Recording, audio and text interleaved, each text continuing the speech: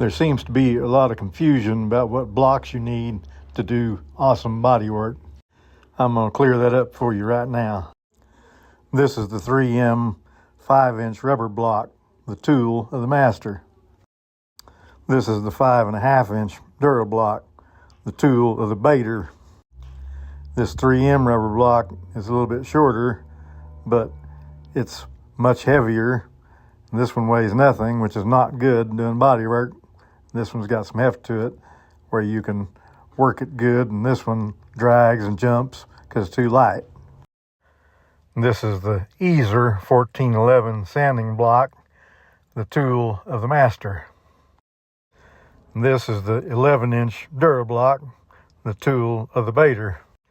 Once again, much too light. This one's got much better heft and better handle control for one-handed sanding or two-handed sanding. This one, it just doesn't have much going for it. Plus, it's got some flex to it, and I don't like flex. Now, I don't have a master's equivalent for this 17-inch long thing, so this one's just for the baiter. I had one just like it 30 years ago, and somebody stole it.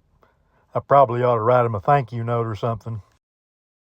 Now, this Astro-Pneumatic 888S short air file is the tool of the master. Now, it doesn't matter what brand it is. Big long piece of crap like this is the tool of the baiter. It's super heavy and it don't do right. Unwieldy, as I call it. The short air file is highly controllable. The long air file is good for keeping your stack of sandpaper from blowing away. So there you have it, what you needed to know.